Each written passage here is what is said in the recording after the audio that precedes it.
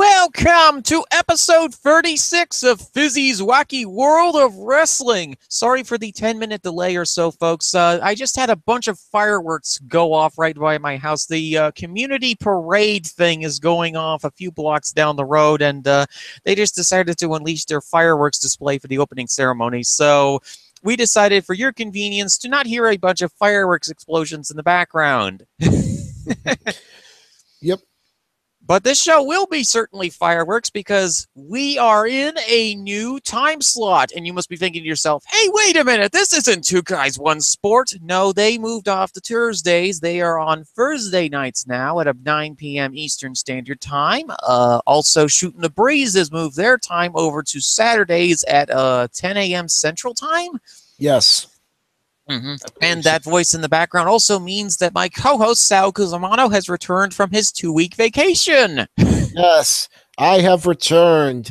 The Don returns in December. Like we had said earlier, we needed to take a 2-week break off because of Sal's schedule had gotten really, really busy over the Thanksgiving weekend holiday. He had to deal with a horde of barbarians on Black Friday, and I got MDS to cover his co-host spot last week. So thank him, and do also give him his condolences because he had to deal with me being a little bit... what was the word for it? Insane last week? Yes. Yeah, once again, a big thank you to MDS. He filled more than admirably. Hell, I was worried he was going to take over my spot here, Fizzy. That's how good he did. But yes, a big thank you to MDS. Like I said on the Twitters, he's really one of like 5 to 6 people I completely and totally trust filling into me on any given week. So please also give him and Taker's Minion a listen tomorrow for Shooting the Breeze. Here's our big plug for them. Those guys are awesome. MTS stepped up big. And yeah, let's just quickly go into what I was doing while not podcasting. Working. There was also this one point, and I need to get this off my chest because this just annoyed the absolute hell out of me. And this is my podcast where I can say things about annoying customers and not face any repercussions. Unless your coworkers are actually listening in which case I would be a little bit worried there. I don't care. Of course, my name's on the marquee, so I'll get the blame for it. But yeah, exactly. And I'll be like, yeah, no, this was Fizzy's idea for me to say it. But no, so I was working Thanksgiving Day from 4 p.m. to 12:30 a.m. into Friday because my state is one of the states that believes we should not. That believes we shouldn't have any regulations on when people can shop on Thanksgiving. You know, I'm not even saying we need to be closed on Thanksgiving, although I wish we would. But if you really must be open, can we not open at 8 or 9 so I can at least have dinner with my family? Because I didn't even see my family on Thanksgiving. That's how stupid that was. But anyway, I get a customer who's shopping on Thanksgiving, and she tells me, "I'm sorry you have to be here today." The sheer amount of irony and the lack of self-awareness right there. But that's me ranting on people and their stupidity.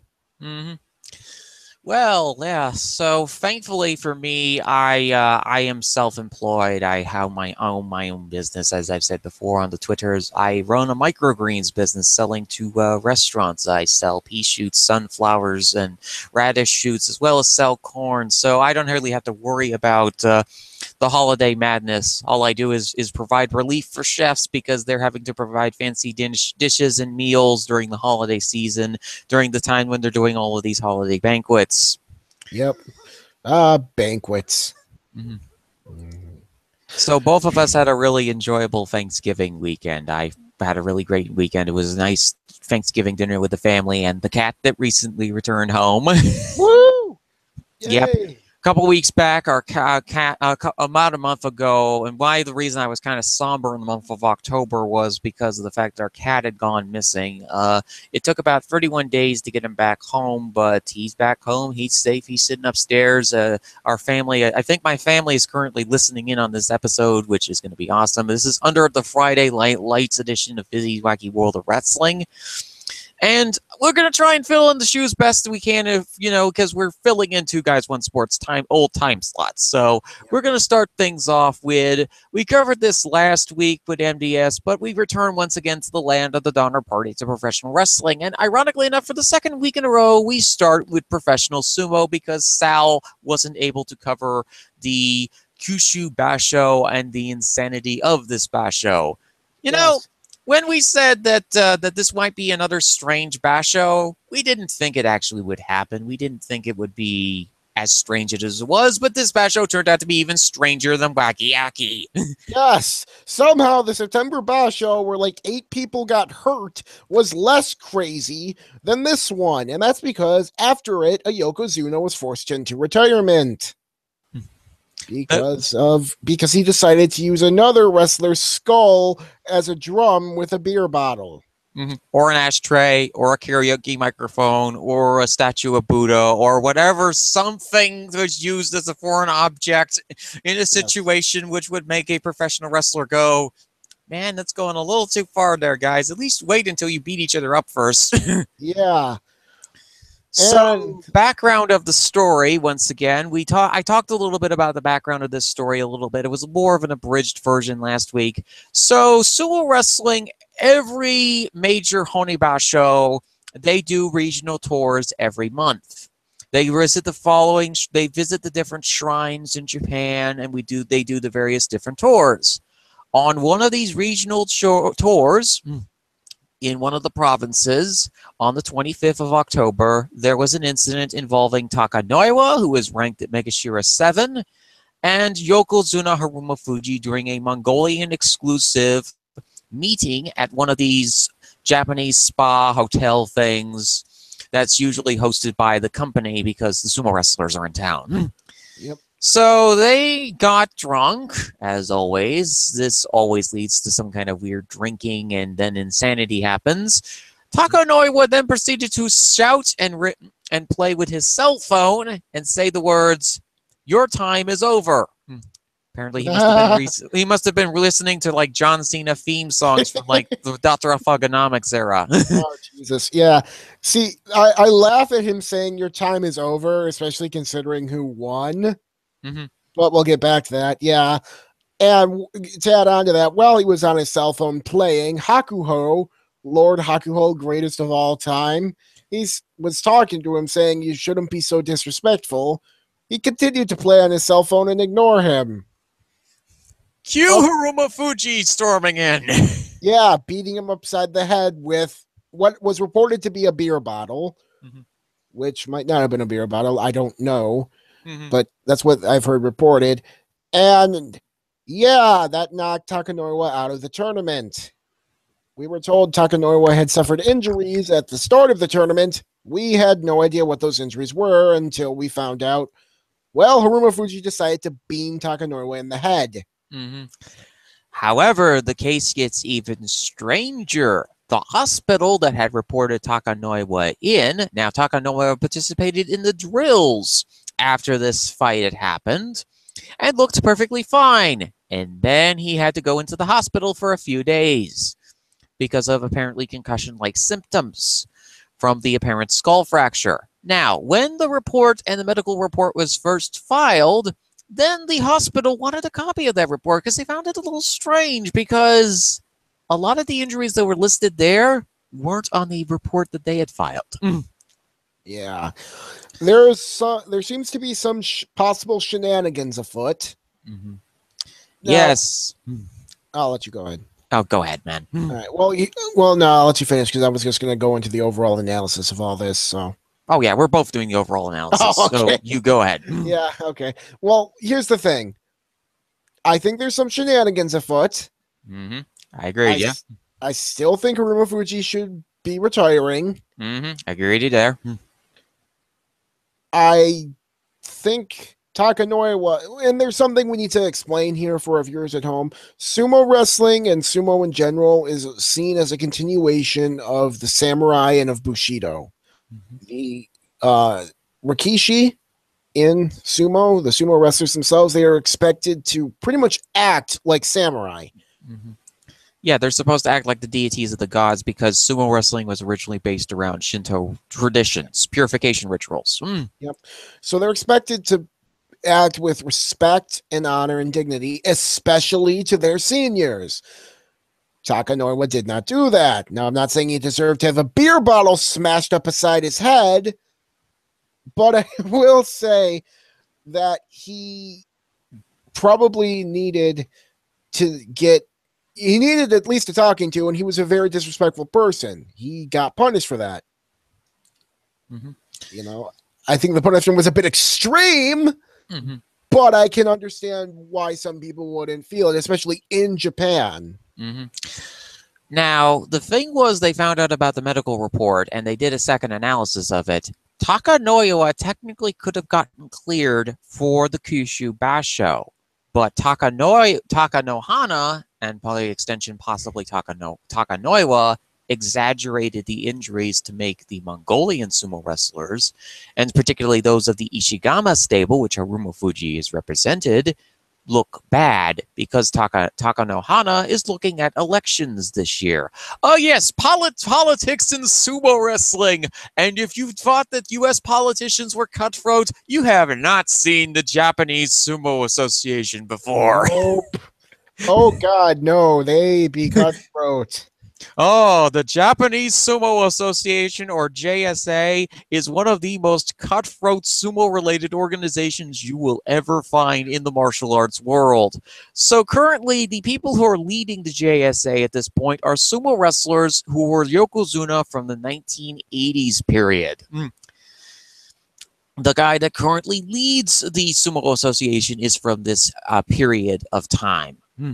The guy that's competing against these guys is one of the Yokozuna from the 90s, Takanohana, the most famous Yokozuna of that era during the American Samoan invasion that happened when Konishiki and Akibono came into the field of vision before the Mongolians came. Yep. Well, you know, before the Mongolians came, took over everything and then just said, this is ours now. It will never be yours again because... Seriously, we'll get into this in just a bit, but good Lord, was Hakuo on this Basho. Yes, this Basho was definitely a very interesting one. This was actually the one that had the highest Kyujo count, which was 9 people dropping out of this tournament. Yep. Yeah, there was a lot of dropouts.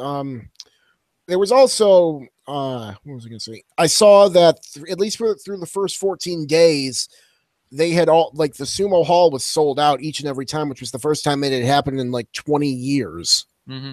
So it was a very successful tournament too. So yes, Hakuho was not without controversy. Allegedly, he was one of the people who broke up the fight between Takanoiwa and Haruma Fuji. But now there is a situation. Now this situation has moved from Haruma Fuji, Takanoiwa, Ishigama, Takanohana, and all the other players in this game to Hakuho versus Takanohana. Oh, Takanohana, you will not stand a chance. Because the thing with Hakuho is that he is both a traditionalist and a guy that also looks to the future. Of course he is, because he's the GOAT. He recognizes you need to have respect for the past while also needing to move towards the future. This is why I love that man. Well, that is sheer and utter dominance of all things sumo.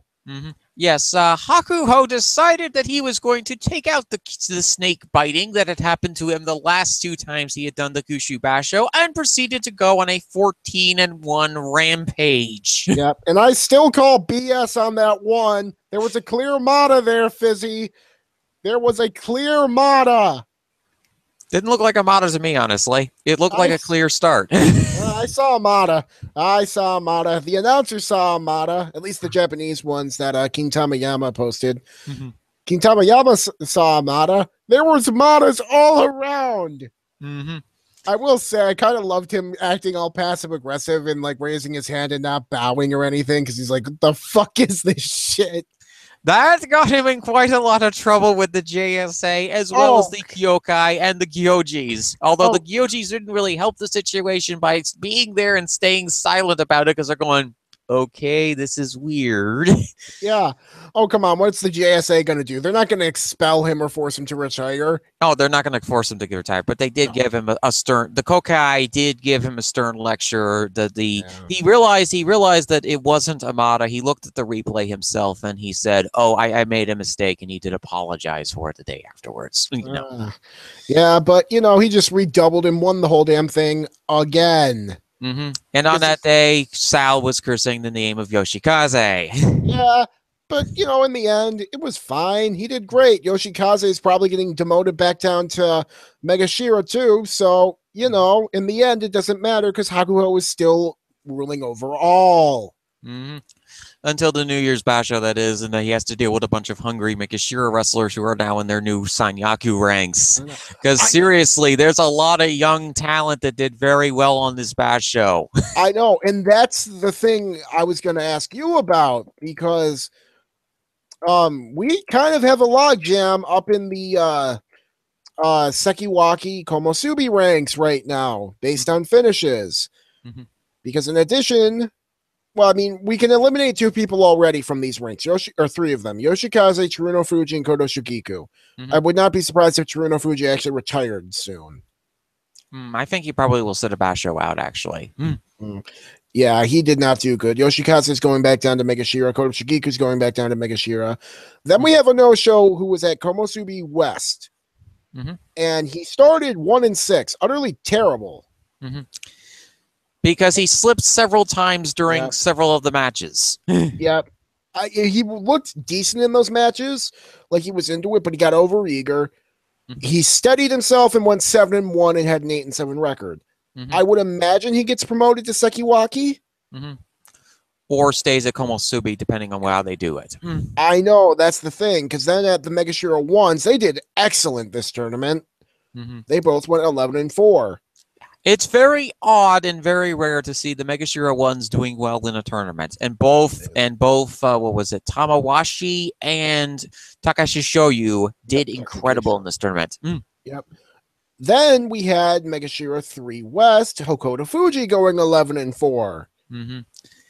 He might end up Megashira 1 in the next tournament, which is not a bad rank for him, especially since he's able to keep up with the upper level opponents. Yep. I know. Honestly, I have no idea what will happen. What I think might happen is a no-show goes up to Sekiwaki, and Tamawashi and Takakeisho go up to Komosubi. And Hokuto Fuji and Ichinojo go up to 1 East and 1 West, respectively. Because Ichinojo surprisingly had a very good tournament. I have no idea what the hell happened to him, but he had a very good tournament. He was one of 3 wrestlers. The only one that succeeded out of this group to defeat Hakuho was Yoshikaze, but Hakuho almost had losses to Takara Fuji and, of all people, Ichinojo. Yeah, because Ichinojo decided to actually be decent this tournament instead of utter shit. I have no idea what the hell happened to him. I mean, I'm glad he actually finally decided to put some damn effort in and do good. I just don't know why he didn't do it all the time. He found out that the clay at the particular venue was very good for single center ring grappling. He would get into the center of the ring every single match, and he would make sure to stay in the center and try to force out his opponents out of the ring. Yep. But, there was a lot of good stuff. Kakuryu, I have no idea what the hell's going to happen with him. We might actually lose a second Yokozuna because I have no idea what he's going to do. This was like the 3rd tournament in a row he sat out. I think Kakuryu might start the New Year's Basho because of the situation going on with Haruma Fuji. He will probably not be asked by the Yokozuna Deliberation Council to retire just yet because they need to make sure to wait out this scandal. And they also, because what happened with the Hokuto Fuji thing, it impacted more than just the JSA. This turned out to be one of those international incidents that had the person who represents the Mongolian sports ministry show up in Japan to talk to Abe, the prime minister. Yeah, because again, he's the guy who attacked one of them they might have both been Mongolian, but it happened on Japanese soil. Yes. So we have an international incident involving sumo wrestling. Yep. Awesome. And Haruma Fuji's retirement also gives a stay of execution for Kasano Sato's career. Mm-hmm. Oh, they weren't going to do anything about Kisena Sato because, you know, they were respectful about the fact that he had to go Kyujo again. But, like, I think that they'll be careful with Kisena Sato at this point because he's the lone Japanese Yokozuna that they have. And they're trying to be very careful in the waters right now because of all the political intrigue and backstabbing. And, oh my goodness, I did not think we would be talking in pro wrestling terms about professional sumo. Yep. Because ordinarily, folks, professional sumo is kind of our break from the world of professional wrestling, its madness, its insanity, and its Donner Partyisms. But these last two bashos have proven otherwise. Yes, we've had craziness. Hakuho being king this time, Haruma Fuji winning and then being forced to retire. Mm-hmm. Backstabbing. It's been awesome and crazy and amazing. Mm-hmm. So what's going to happen in the future here is because Takanohana has overplayed his hand. Most likely, Takanoiwa is going to be demoted down to the 3rd division of sumo at this point, which is the Matsushita division. He will most likely be sitting out the New Year's tournament in order to let the heat from this whole thing die down, and also for allowing the police investigation to finish up. Yep. Haruma Fuji, as we've established, is retired. He's donezo. I don't know if he'll become an elder or not. Mm-hmm. It's highly unlikely. I don't think he has enough. I don't think he has elder stock in the Sumo Association at this point. Yeah. I don't think he's tied in close enough to the Ishigama stable to have elder stock. Yeah. So basically what he's had to do, and there was a recent meeting, Haruma Fuji may be getting into the field that we usually talk about when we're not talking about sumo wrestling. Pro wrestling, and more specifically, possibly wacky MMA.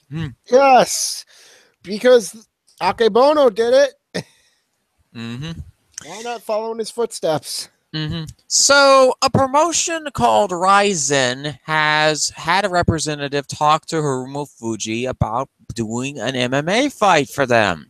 Now, Ryzen is what would happen if DDT Pro and Hustle had a child, and that child decided to rebel against its parents by going into mixed martial arts. Yep. That is Ryzen. It is pretty much just like that. It is crazy. It is wacky. I think Akebono actually fought for them at some point. Mm-hmm. So, yeah, there is precedent for having sumo wrestlers and former Yokozunas fight for them. Mm-hmm. Yes, this is going to be extraordinarily strange, and yes, we are definitely going to be covering more updates about the Haruma Fuji situation as it develops, because again, like I said last week with MDS, this is still an ongoing story. This is still weird, strange, and okay, so one update about this is what this incident did happen in the Tottori prefecture when this whole incident started on the 25th. Mm-hmm. Oh my goodness. And I forgot to mention that earlier in the segment. That's where the incident happened, at the spa, hotel, hot spring, that this incident happened at the bar, and the madness began. Teruno Fuji will probably be sitting out the New Year's basho because he was another person that was involved in the brawl, the pull-apart brawl to end all pull-apart brawls. Yeah. So Teruno Fuji will most likely not be here. Kakuryu will probably be in the New Year's basho, depending on how things go, because I don't think the JSA wants another sumo wrestling retirement in this stage, especially not with an international incident happening on their doorstep. Let's see. Takanohana will probably be reprimanded for the incorrect information that he sent the police in this situation. Takanoiwa will be most likely be sitting at the New Year's basho in order for the investigation to finish, and will most likely be punished by the JSA and will move down to the Matsushita division. Yep. So he'll have to. Yeah, I'll let you finish. Continue. Oh no, I was just going to add some witty remark at the end. Go ahead, man. And Hakuho will reign supreme overall once again in New Year's. Mm-hmm. Depending on how things go and depending on how the Banzuke goes. Now, we will be doing our usual Banzuke fair when the New Year's basho hits in January. I'm not sure. Is it the first week of January or the second week? I think it's the second week. Okay, second week of January. So we'll start the New Year off right with a sumo basho. Woo! A sumo basho preview. Yes, I know that they're not as popular as the regular wrestling things, but these are some of the most fun shows that we do all year, and we'll be able to cover all 6 shows, if we play our cards right, because we've already covered 4 last year. Now we'll be able to cover the other 2. Yep, January and March, which will be fun. But yeah, so that was Sumo. Couple interesting stories coming out of it. We have the log jam at Komosubi Sekiwaki. We have the Hakuho reigning supreme once again. We have a Yokozuna retiring due to scandal. And we have people getting beamed upside the head by beer bottles. What's not to love, everybody? And as always, if you want to see the actual matches, King Tamayama is a YouTube channel who provides excellent compilation videos. So go watch those. I'll probably put a link in the comments later. So there's also another channel called Embuvo Sumo that also was providing the live feeds of these particular shows for Kitamayama to use in the compilations, which is why these compilations are in glorious HD. Yes, and the sound is good and all that, because I've seen a few where they're not. Because every now and then Kitamayama will actually use some stuff that isn't in HD. The quality difference is staggering. Also, we had I also had our wrestlers going down to Juryo. The ones that are being promoted. Shockingly, Hakuho was not the only person to have a 14-1 record. Sokurai, of all people, had a 14-1 record in Juryo. Welcome back to Makuchi Sokokurai. Hopefully you'll do a bit better than you had the last 2 times that you were in the division, but then again, I think that this was a really good rebound tournament for you. The ones that are going down are Ura, Ayaba, Mugiru, and the 4th person is Dayamami. Dayamami is possible. There might be another person that might also be going. Oh, that's right. Takanoi was going down to Juryo. Yeah. So, there's going to be some demotions, there's going to be some promotions, but like I always like to say, Hakuho Uberalis. Hakuho Uberalis, and he better hope he doesn't face Akamishiki next tournament because the man went 8-7. Yeah, he started hot, but then he fell off. Fizz. What the hell happened to him? He started like 5-0, and then dropped a bunch in a row. But the old man managed to succeed in getting his Kachitochi. Yeah, he did, and he won the Kanto show, so good for him. He's the oldest guy in there. He's 39, so, hopefully not Haruma Fuji, he just retired. Hopefully Hakuho can keep going until he's that old and still be that good. He wants to keep going until 2020, because that's when the Olympics are coming into Japan. Yep. Oh, I so hope he can do that, because I really want to see him do his entrance ceremony and at the Japanese Olympics for the opening ceremony and stuff. That would be so cool. Now we shall watch the parade of sumo wrestlers in whichever classical European music you would want to pick in that situation. For extra comedy. Yeah, which one would I pick? I don't know, something from Beethoven or Mozart. I was thinking Beethoven. No, not Ode to Joy. I'm going to have to think on this. We'll get back to that. But anyway, let's talk about crazy American promotions and their insanity involving mismanagement of money. Welcome to the ongoing second appearance of the Donner Party Pro Wrestling. We've had, once again, another second appearance. Last week, we covered the rage and insanity that was the ICW brand thing. This week, we get to cover yet another person that had an Arnie Party appearance a few weeks back. Flow Slam and WWN, welcome back to the Donner Party of Professional Wrestling. Have some dead yak and frozen snow. Yeah.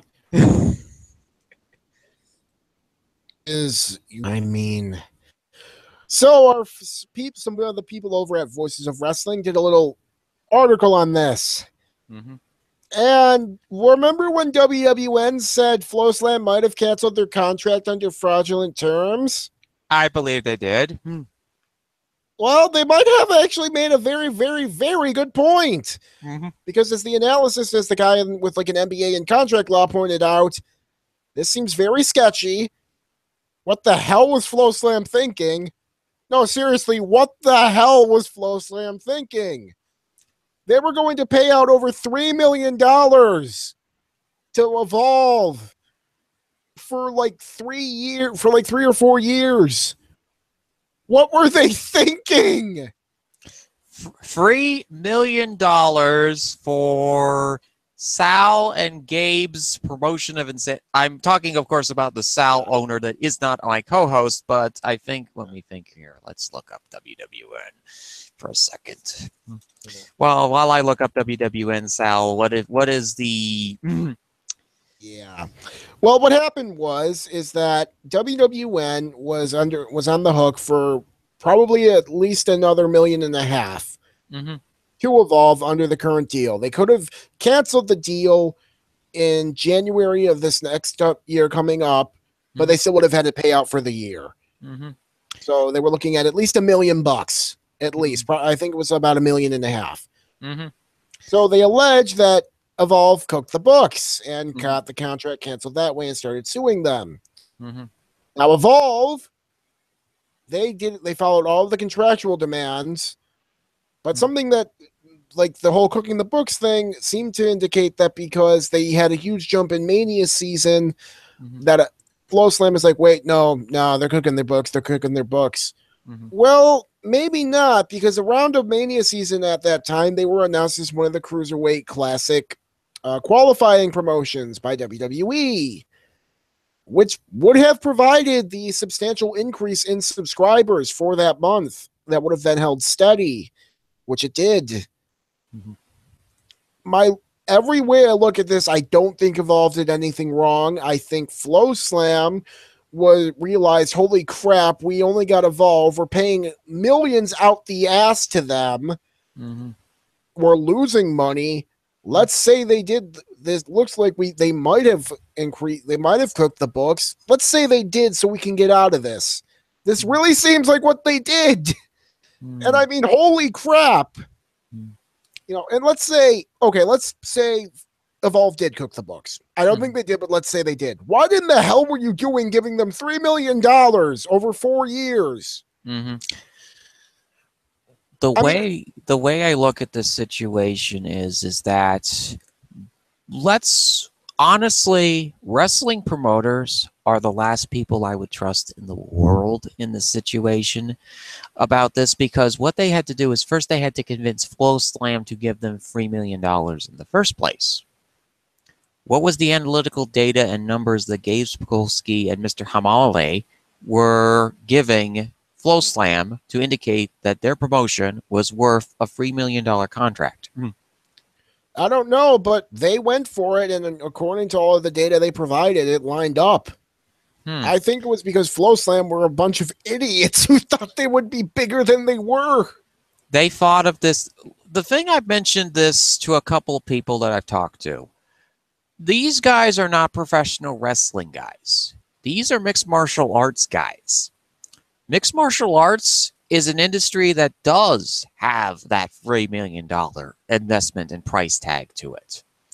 But professional wrestling doesn't have that price tag to it. Well, maybe they thought they would be like pro wrestling and it would be like MMA, and they think, yeah, we can throw $3 million at that. I mean, because let's think about it for a second. These are people who have only seen maybe, New Japan matches, and of the types of matches they've seen, the Bullet Club. I remember talking about this a few weeks back with you about the whole Bullet Club thing Bullet Club and the stable in general not being responsible with the kind of fame that they have now. They're not being responsible in providing a good example for the world of professional wrestling. Yes, they're cool. Yes, they're edgy. Yes, you can enjoy your role of cool all you want, but they're providing bad examples because people will get it into their skulls that, oh, hey, this is a thriving, massive industry that I can make millions of dollars on and make a get-rich-quick scheme off of. Instead, this turns pro wrestling as a situation where you basically have to have a 5-year business plan in order to make it work. And we're already seeing the signs and effects of promotions that don't manage their money wisely ending up exploding and causing wrestlers to have to lose dates that they have to very quickly fill and end up getting underpaid for because of the fact that this is a last-minute date that they're having to get booked for. This is an independent promotion that's not a super indie promotion. And good Lord, I hate that term, super indie promotion. All that just basically says to me is money pit. Hello, money pit. Sacrifice some more money to the money god. That's a good demonic beastie made out of $100 bills. Yeah, there you are. That you are. Wow. I mean, look, here's the thing. Is the Bullet Club making wrestling look like a profitable place? Yes, but that's because it can be. And I can't really blame them for a bunch of fuckwits thinking, I'm going to go into wrestling to try and make a get-rich-quick scheme. That's because they're assholes. It isn't the Bullet Club's fault. Sure, but it's an example of that's a market example that they're going to be using, not Of a. course they will. But that's because people are fucking greedy assholes. I can't blame them for that. I'm going to blame the greedy assholes for being greedy assholes. What I will blame the Bullet Club for is making fans more annoying. But that's about as far as I can go with it because, you know. Did you hear that Cody and the Young Bucks want to fill a 10,000 seat stadium? Yep. In all honesty, I kind of hope they do.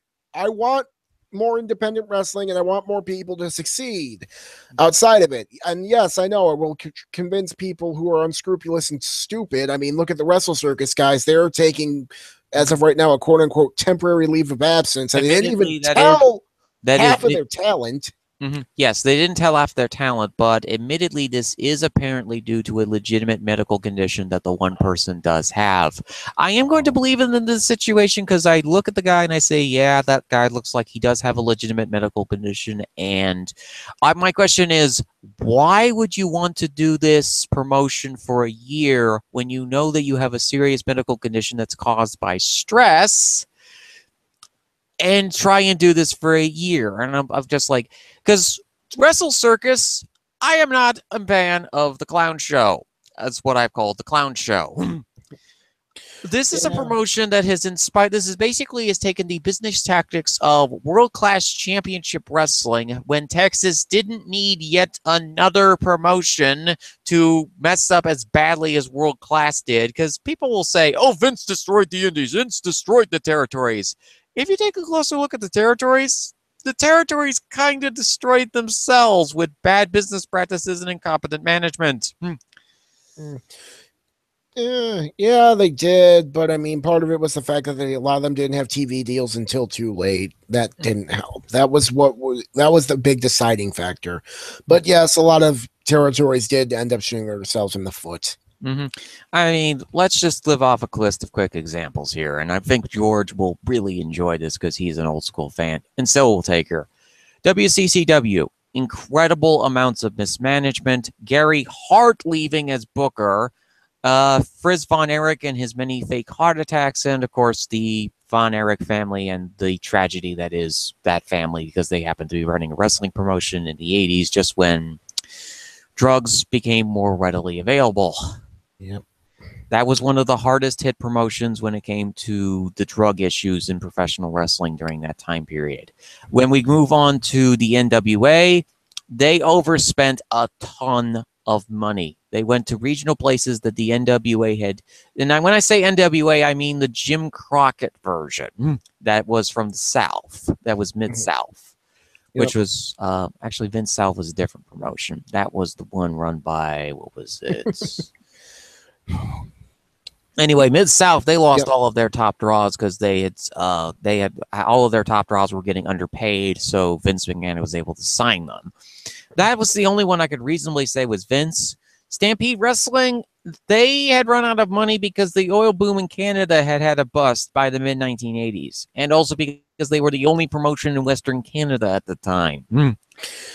Yep.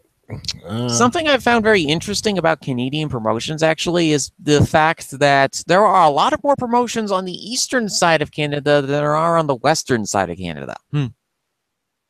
Yeah, no, that would actually make sense. That's because Western Canada isn't as heavily populated. There's a big, huge chunk of Arctic tundra, nothing there.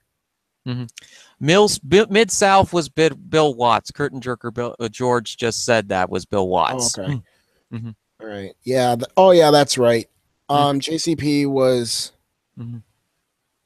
Mid-South. It was the Carolinas. Yeah, the Carolinas Georgia. and Georgia. That's right. That's right.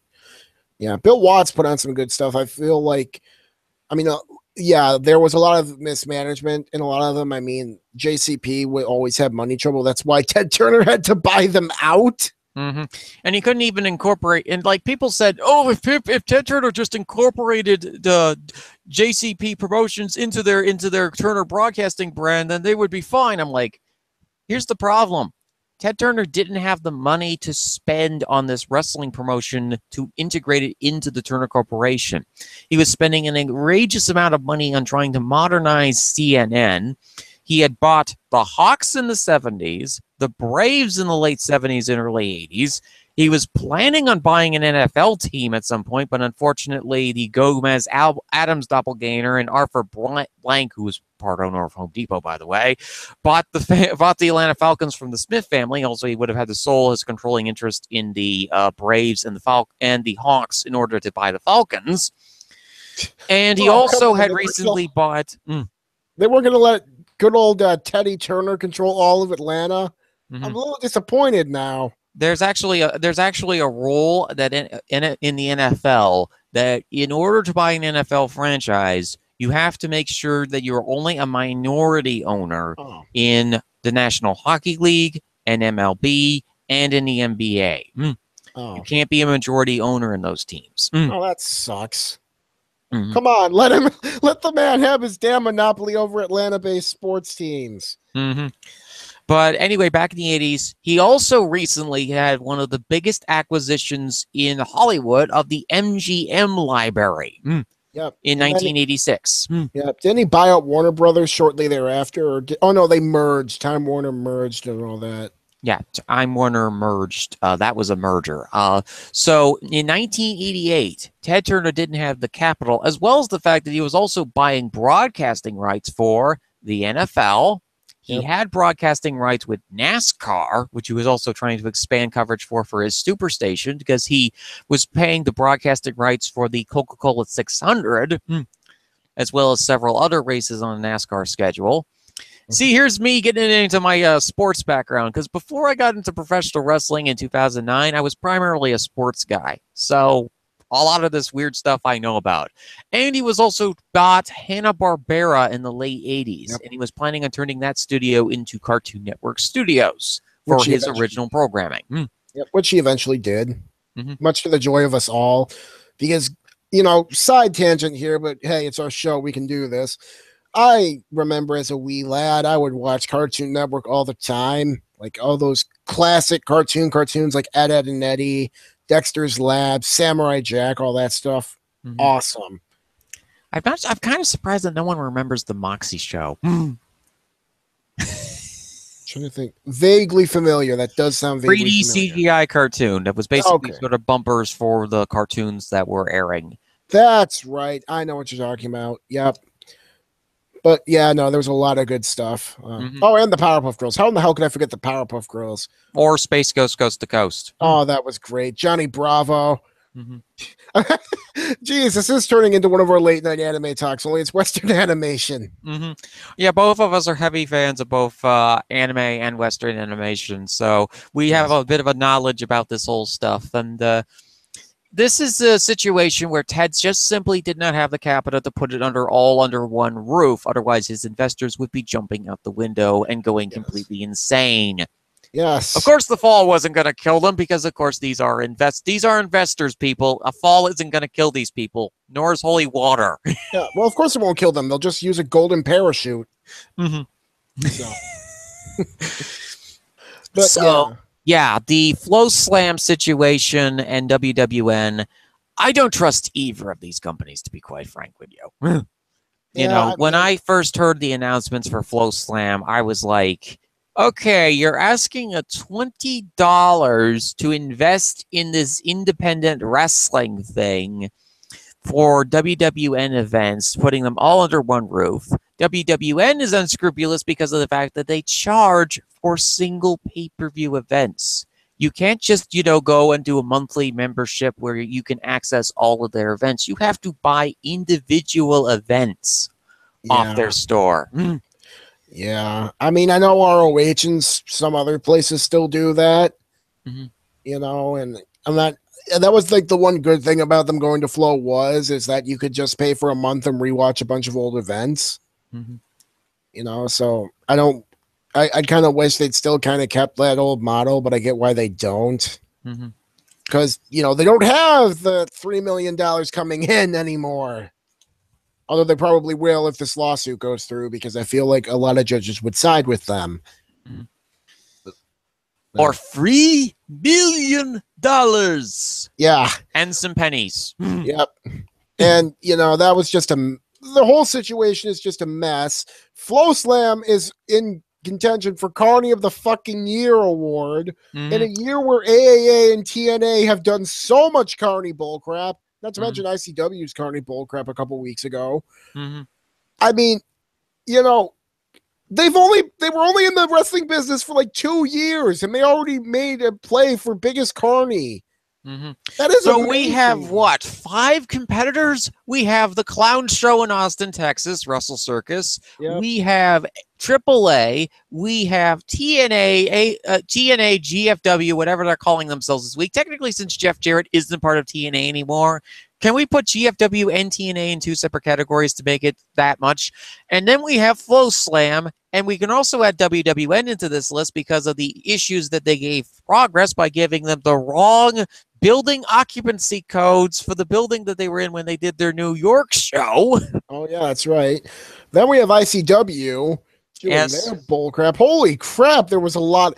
I mean, for as much as good matches, and there was an insane amount of good matches this year. You can listen to 2 Guys 1 Sports show from last night to hear more about that. But my goodness, there were so many good matches this year, and there was so much Carney bullcrap. Not to mention WWE getting in on this, having Jinder Mahal cut racist promos and then win. Everyone was a Carney. Yeah, it's kind of fitting because this is the nature of the beast, and the nature of the beast is the concept of this. If this is how this beast acts, this is how the animal acts in its natural environment. Something I always wonder: does wrestling turn people into carnies, or are carnies naturally drawn to wrestling? I think carnies are naturally drawn to wrestling because you have to want to perform in the middle of a wrestling ring in wrestling tights in front of people. You have that need and that need for that. Yeah. Well, I'm talking more about like the people who run the promotions. Oh yeah, because they see it as a quick way to make a quick buck. I mean, you can just start up an LLC, limited liability corporation, and you can just go, find out what state you're in and find out what kind of wrestling licenses are involved. There is regulation. There are some states that heavily regulate pro wrestling, and you see these promotions screaming at the top of their lungs about not wanting to get regulated because of the fact that because professional wrestling is scripted. It's not an actual martial art or anything like that. But I like it that some of these states are actually trying to regulate pro wrestling. I do too. Actually keep these fuckers honest. Good Lord. Because look, there are some good promotions out there, but there's always the temptation to con that one extra person or to turn completely to the dark side of the wrestling force. I know that sounds like I'm acting insane and saying, oh, Fizzy, that doesn't exist. The dark side of the wrestling force is a very real thing. It happens to everybody who touches this industry. They think they can con that one more person, or they can split that one last dime, and they can go into this situation and make themselves as much money as they want without the morals and the ethics required to properly run a business. Running a business properly does not necessarily mean making the most amount of profit. It's about providing goods and services to people at a reasonable rate so you make a reasonable amount of money. Either somebody wants none of the money or they want all of the money. There is no middle ground for them. And as somebody who owns his own business, admittedly not a professional wrestling promotion, a microgreens promotion or business, I believe in selling a good quality product to my customers at a reasonable price that they can afford. I'm not some guy that's in New York City who's got 100 glow lights and all this other kind of stuff. I'm a small business operation. I believe in charging a fair price to my customers because I believe that is completely fair. and I still make a profit. None of these professional wrestling promotions have that understanding that they need to understand to make a profit. You have to have a balance of bringing people in to your door, promoting your events, making sure that they're advertised, posting in the paper, making sure there's radio advertisements, but also being honest with them.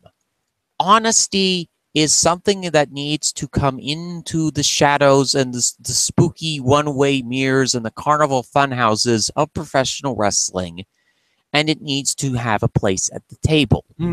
Be honest with your fans. Be honest with the people that you're doing business with. It has to come both ways. It has to come from both the wrestlers' end and the promotions' end. I'm getting more and more offended because I own my own business again at the term money mark. That's not a money mark. That is a business partner. That is somebody that is providing a venue for you to set up your ring, for you to do your performances, for you to have money to take home to your family or to yourself. Or to allow you to set up a merchandise table to sell your t-shirts, your pins, your bobbleheads, your DVDs and videos of your matches. That is somebody providing you a service, and you are a part of that business. I know that it is difficult for a lot of wrestlers to they are independent contractors, to understand that honesty needs to come both ways. For business owners, they need to be honest with wrestlers that this venue is legit, that they are legitimate, and they are a legitimate business person, and they want to do things with honesty and integrity. For wrestlers, it's the same thing. Honesty, integrity. I know that it's hard for them because they've been taught that this industry is unscrupulous, that this industry is shadows, is secret societies. I remember reading a Diamond Dallas Page post of a letter to his younger self on how professional wrestling is this whole secret society thing. Do you think that's weird? No. I honestly don't view professional wrestling as a secret society. I view professional wrestling from the perspective of somebody who didn't start watching pro wrestling until he was about 18 years old. So there's that look. So I don't have that childhood attachment to pro wrestling. I watched Sumo. I watched NASCAR. I watched the National Football League. I watched baseball. A little bit of baseball when I could watch it when it wasn't blacked out. So I look at things from a mature, logical, knowledgeable perspective of somebody who's owned businesses before. I mean, we used to raise butterflies. Me and my mom. And I learned from my mother the way to how to run a business. And I want to say that I do certainly hope that my local promotion does the right things in the coming years, and because they're doing a good thing so far. Summit Tier Wrestling. I hope that they don't pull a Jamestown. I really do. And end up like yet another one of the businesses in the past. Yeah, there is a lot of issues with potential scumbags because, like we said, this is a carny industry. They do terrible, terrible things, and they should be honest. They should be upfront. They should be fair. But the allure of that extra dollar or that extra gold in their leprechaun bucket will sway them to that dark place, that dark greed. And here's the thing. One thing I want to stress here. Capitalism is not evil. The evil that you have to deal with in this situation is the oligarchy or oligarism, which is the income being controlled by one individual. And it can apply in many situations. And one individual doesn't necessarily mean one person. It can mean a group of individuals. The constant conflict right now we have in the industry is the conflict between the worker and the promoter. That bridge needs to be rebuilt with honesty, integrity, and good business practices. Come on, people. Good business practices. It's not that hard. Anybody who wants to go into the wrestling business, you don't need to look at the list of defunct promotions. All you need to do is look at the list of defunct discount retailers of the United States. Look at your business like a discount department store. Figure that business out, and you'll be able to figure out the pro wrestling business. And speaking of the pro wrestling business, we had some WWE stuff. How was that for a segue? That is a really good segue there, man. Oh man, yeah. So WWE, there was some decent stuff on this week. I watched most of SmackDown, actually about half of SmackDown, and I watched the highlights of Raw. So, what do we want to talk about first, SmackDown or Raw? Let's go with SmackDown first, I guess. Okay. SmackDown. Naomi got destroyed by the now named Riot Squad. That's Riot with 2 T's. Yep. And like I said, I'm not sure if I hate or love that name. I'd like it because that means that they aren't going to get sued by somebody for starting a riot. Yeah. Yeah, that was all right. Kevin Owens and did his stuff. He survived the match and actually won against Randy Orton. Yep. Shane McMahon and Daniel Bryan seem to be eventually feuding, which I don't really predicted that a couple of weeks ago. Yeah, I don't really need to see more middle management fighting, but okay, at least Bryan's back, I guess. Also, Mojo Rawley destroyed Zack Ryder. He turned face. Yeah, he did. Well, no, he turned heel according to things and stuff, I bet. But yeah, it was coming. It'll be fine. Bobby Roode and Baron Corbin are going to do a thing. And, well, I won't care. Fashion Files had Saw. That was pretty funny, actually. I saw that. Goodbye, best friends. So they killed the Ascension. I believe so, yes. I mean, it took them about 5 to 7 years to kill that gimmick off, but it looks like somebody finally did that, and it was the guys who care about fashion and police stuff. Yeah. I don't know why they're so against being friends with the Ascension. I don't get that, but whatever. The New Day defeated Chad Gable and Shelton Benjamin. It was a fine little match. AJ Styles killed both the Sings. That was awesome. And then Jinder killed them some more. Yes, while Jinder still cannot do his own fucking finisher. He messed up the Colossus on the second Sing. How is this man WWE champion for like 6 months? He can't even do his own finisher. And yeah, like the Riot Squad stuff that happened. I mean, I kind of like the idea so far with the 2 women's groups invading.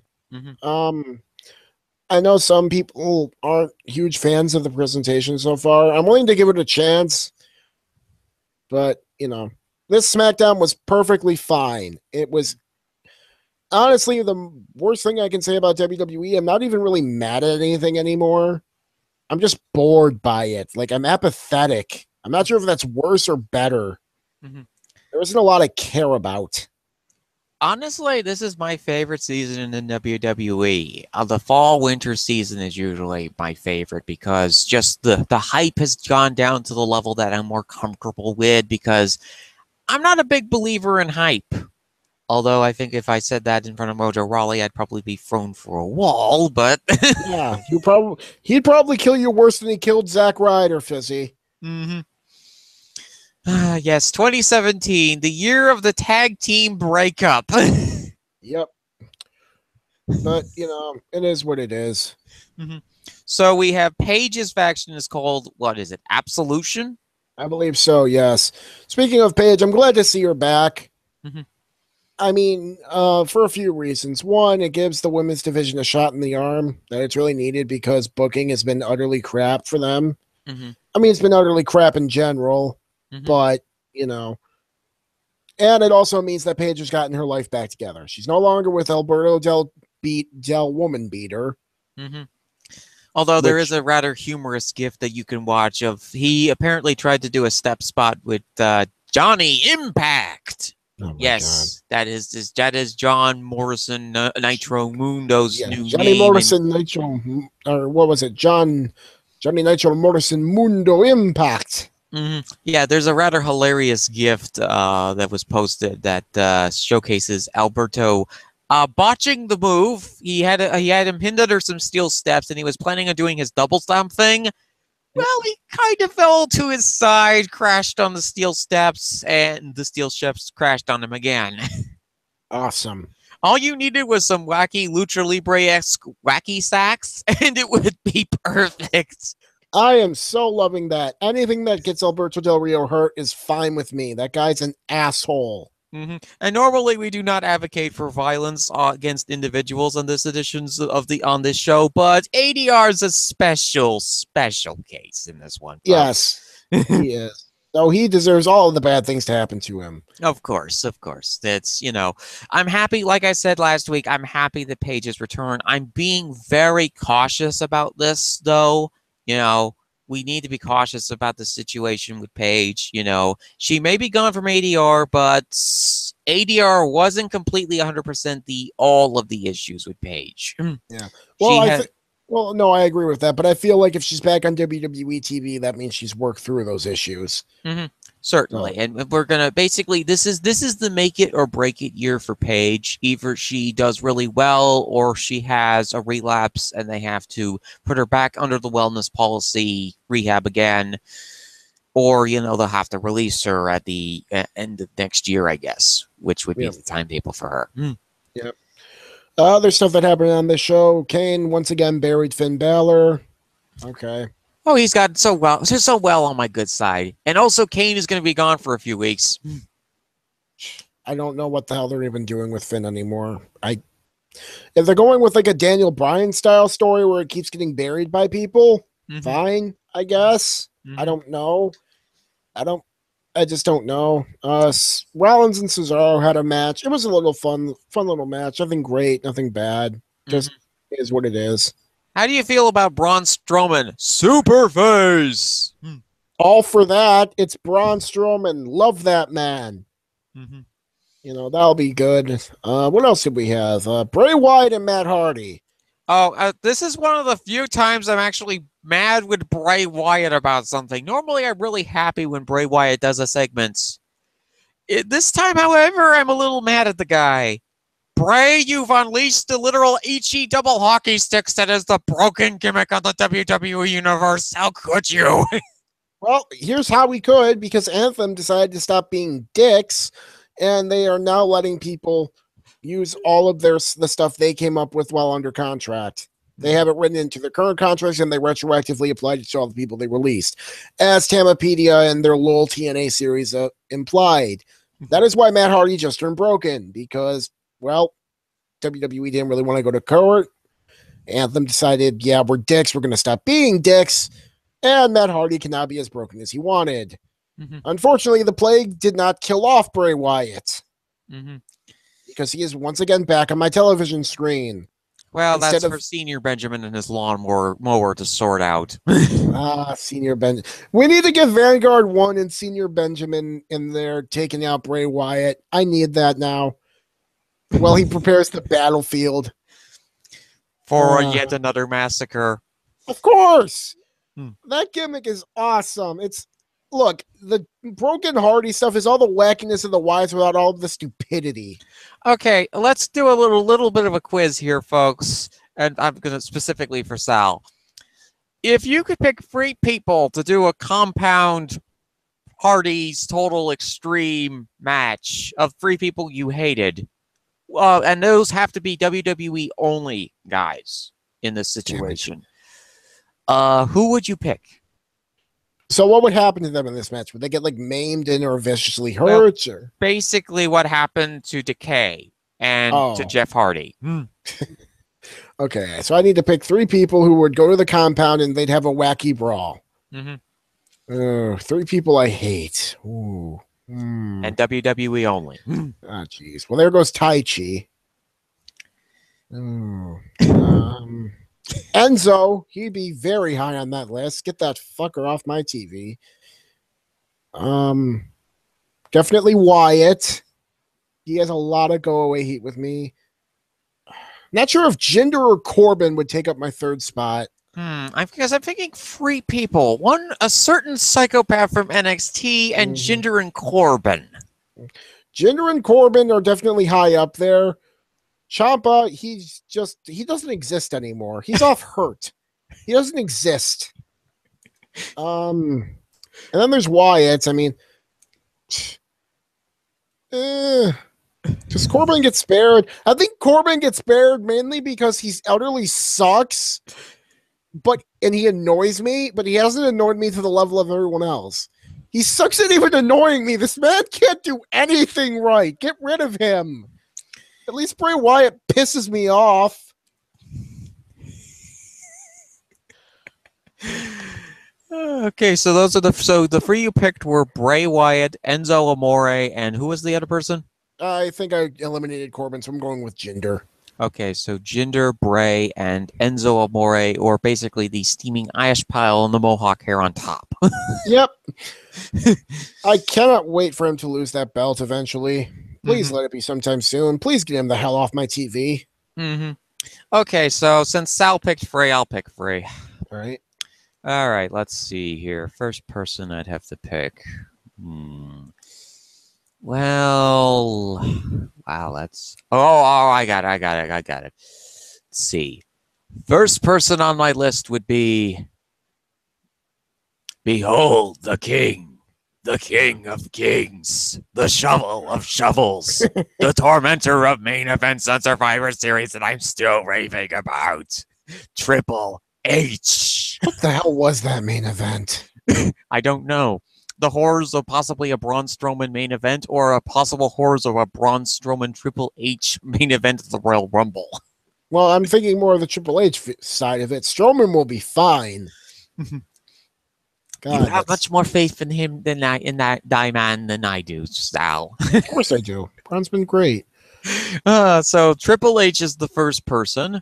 Yeah. Let's see here. Second person. The problem is a lot of the people in the main roster don't really irritate me, and unfortunately Sami Zayn turned heel, so I can't really put him on there. Yep. Sami Zayn got out of the way of your firing squad. Well, I have always liked him as a wrestler. It's just his character aggravated the literal heck out of me. But he finally is in the proper character alignment as the aggravating single hipster who is slowly but surely actually turning out to be much more evil than Kevin Owens. Yeah.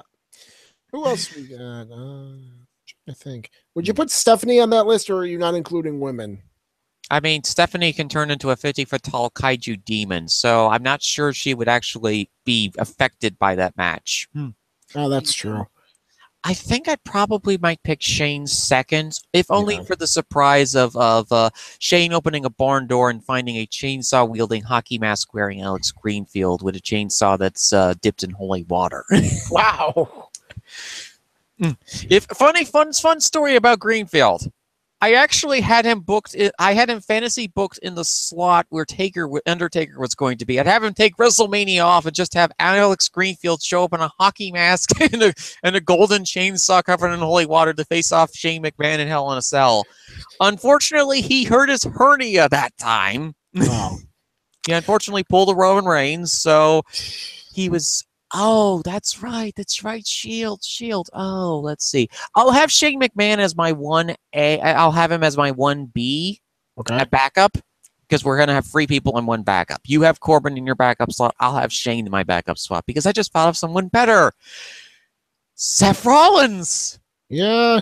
Triple R. Triple R hasn't really aggravated me this year, though, because he's been stuck with Dean in the tag team scene. Yes, Dean is making him likable. It is not an easy feat, but he is doing it. Well, he's actually just keeping him in the tag scene. He's not in the championship hunt. Otherwise, I'd be aggravated with him again.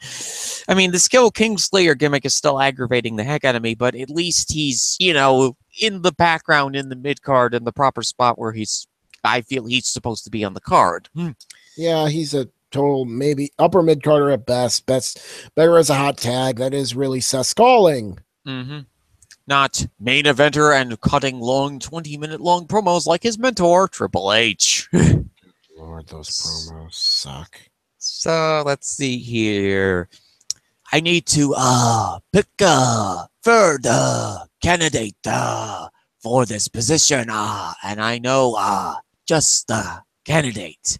Because if you watched the NXT War Games portion of the program last week, you will know that I have recently become hating of one particular wrestler on that roster. The man who cures insomnia. The man who can make me literally fall asleep in a 36-minute long main event. Seriously, what was with the main events of these last 2 WWE pay-per-views? They thought they would try and be New Japan and failed at it. Well, they thought they'd be grand spectacle epics like WCW, and they failed at it. Yeah. Like I said, they thought they would be New Japan, and they failed at it. That is what New Japan does, put on long spectacle epics. Whereas New Japan main events only feel like 5 to 10 minutes too long, WWE's felt 20 to 25 minutes too long. Well, they were doing the gimmick matches, though, so it would be less New Japan and more frontier martial arts wrestling. Oh, joy. Only with less explosions! Yeah. I mean... That's what made them good. I mean, the thing is, the Onita main events... You do not deny Grandpa Onita, who is retiring this year, Asuni Onita.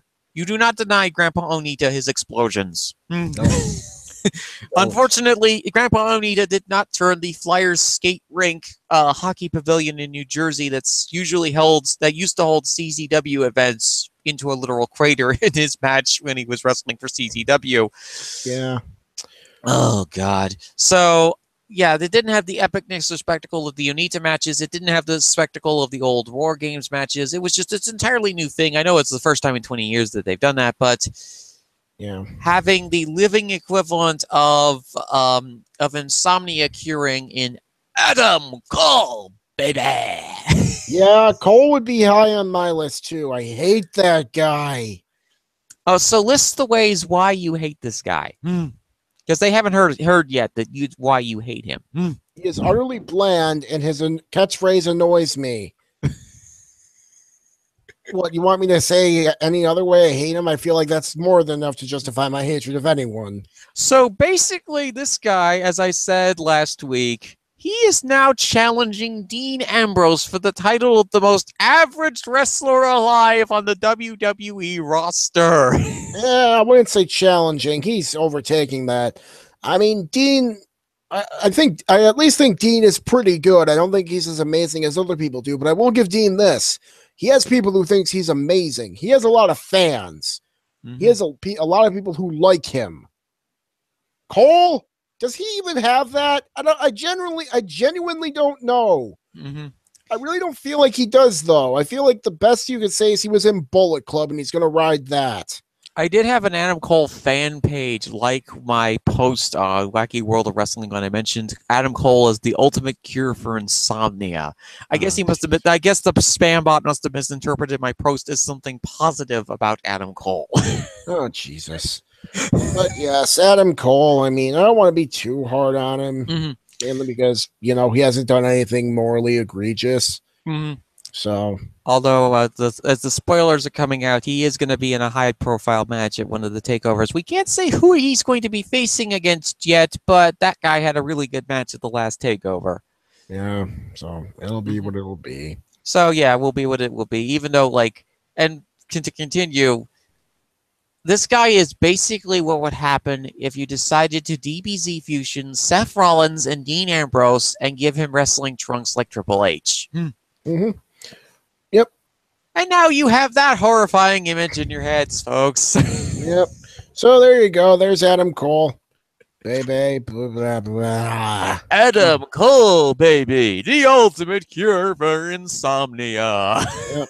Better than NyQuil. But yes, that's Adam Cole. Yeah. So did any other segments happen on Raw? I think Samoa Joe beat the crap out of Titus O'Neil, but really that. He also destroyed Roman Reigns. Oh yeah, that's right. And I'm fine with that. Roman Reigns, Samoa Joe, little Intercontinental feud. That'll be fun. Oh yeah, and Roman Reigns defended his title against Elias. Yep, Elias the musician. And he somehow survived Elias, the greatest singing musician, and his new managers, which are Bo Dallas and Curtis Axel. Now, there is a bit of a reason for that, as, unfortunately, Sal's beloved Intercontinental Champion, The Miz, ended up getting speared out of his boots after having to face the indignity of losing to Baron Corbin at Survivor Series. He got speared by Roman Reigns, the beloved Roman Reigns, beloved by all, and is now the Intercontinental Champion of the world. He's had a good 2017, hasn't he? Yeah, he has. It is what it is. But, you know, the only reason Miz lost that belt is because he's going off to film the Marine 6 or whatever one they're on now. And because Vince has his top title on that brand on Brock, and Brock is never there. So WWE is a lot of things, but they are not going to go many shows without their two top titles. So, you know, it is what it is. I'm sure Miz will probably win it back. Also, he has to prep his house for the eventual arrival of Baby Miz and to keep the Danielsons out of his gosh dang house so that Bree's kid Birdie doesn't have a tag partner. Oh my gosh, I so hope their kids become tag partners now. I need this. Good Lord. I mean, Birdie basically has already turned heel on Mom by not being born on Earth Day. Wow. Bree wanted her born on Earth Day, and she said, nope. Oh, wow. Okay. But yeah, that was Raw. That was SmackDown. I don't watch NXT because I have an econ class that went on Wednesdays at from 6 to 9:30, 6:30 to 9:30 at night. And besides, the kind of NXT kind of sounds like, you know, to me, NXT is sort of like the ultimate Triple H propaganda. Yeah. You shall watch this glorious goodness of greatness and booking. This is the one place that you will find that sanctity and oasis of wonderful, consistent booking. All you have to do is worship our almighty shovel god known as Triple H. I know, it is weird. I mean, here's the thing. It does give you all of that, and people in return do defend a lot of Triple H's stuff. I know I have, and I will admit that. But at the same time, it's one of those things where it's like, I look at it like this. Triple H, no longer wrestle. Stop wrestling now. Hang him up. You're done. You hear me? Done. Here's what I want you to do. Hang up your wrestling boots, sit your ass behind the desk at NXT for the rest of your career, or until you take over WWE from Vince when he finally goes down by the river. Although, here's the funny thing. I've mentioned this before. My mother observed at the Royal Rumble a few years ago that she feels as though the Vince isn't running the show. It's he Hunter. Is. No, Hunter isn't running it. It's Vince. I'm sure it would be a very interesting theory. It's an interesting theory. But she's a master of reading body language, dude. She has a PhD. And all of the signs point that the boss is actually Hunter. I don't see it as being Hunter. There just isn't the same consistency that NXT has. Unless Hunter isn't running NXT anymore and there's someone else we should be praising, in which case all bets are off. I have no idea anymore. I think to a certain degree, William Regal is having an input with the scripts now. You know, I think that before he was just trying, because there was that period where NXT had some issues with their writing and they had a bunch of new writers. And there's also around the time that William Regal had his neck surgery. So when Regal came back, suddenly the scripts are looking a lot more consistent. And I think he's allowing the talent to do a lot more open-ended segments, like, for instance, having Pete Dunne on the shows. Oh, look at that. William Regal knows how to book wrestling. It never would have come across to me. Also, Pete Dunne mauled Enzo to death a few weeks back. Yes, he did. I saw that. That's because Pete Dunne is awesome. I still have no idea what the hell they're doing with that UK title. They're using it as a freelance title so that they can use it in independent shows at this point. Yeah, and they have it occasionally defended here and there on WWE television. So I don't know what they're going to do with it going forward other than that freelance stuff. I mean, I'd kind of hope, you know, I don't know. But yeah, WWE had kind of an interesting week. I know that the holiday season is coming up, and also Samoa Joe, yes, did maul the beloved Roman Reigns. Yep, that'll be a fun little IC title program. Hell, maybe they'll actually give the belt to Joe. Who knows? You know, at least give him something, because he's actually had a very good 2017, and I'd like to see him get something. So yeah, this it's now 9:31. It's been almost an hour and plus that we've done this edition of the show. We covered the Sumo scandal, the weirdness of Flow Slam, I think, honestly, overly optimistic and hopeful view of the world of professional wrestling as a business entity. Oh, it's definitely over optimistic and hopeful. The day carnies stop coming to wrestling is the day pigs fly. Well, pigs do frequently fly on our broadcast, but then again, that's because I probably me or you have said something crazy that particular week. But, you know, this has been Fizzy's Wacky World of Wrestling. Once again, our quick plugs for our friends.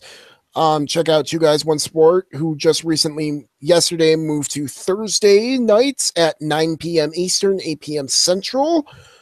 Last week, they talked about the return to wrestling, the World Tag League, a whole bunch of stuff. I will actually be on their show next week to discuss the Observer Awards with friends of the show, Chris and Curtain Jerker, so be on the lookout for that. Oh, best of luck having to go through that minefield. Oh, it'll be fun. I've been looking forward to this show too. We will all also check out Shooting Debris every Saturdays at 10 a.m. Central, 11 p.m. Eastern. Or excuse me, 11 a.m. Eastern. Jesus, what am I saying? 10 a.m. Central, 11 a.m. Eastern. They will be gone tomorrow on Saturday. And also keep an eye and an ear out for Ambrose Alley's upcoming podcast, which will focus on CZW of all promotions. A promotion I've been meaning to try and learn more about. So whenever this gets started, we'll let you guys know. I believe it is called the Violent Wrestling Podcast. Ambrose Alley will be the one hosting it. I'm not sure who the co-host is going to be yet. I think it might be Prince Moxley Lopez, but I'm not 100% sure on that. And maybe Middle Matt will also be involved in it. But that will be a podcast that will be debuting sometime in the next month or so. We'll keep you posted on when it happens, and we'll probably share a link when it does on our Twitter pages. Yep. You can follow him at Fizzpatrick14. And you can follow him at Cusmano_Sal. I got it right for once. Woo! Yes. We will probably see you guys next week for...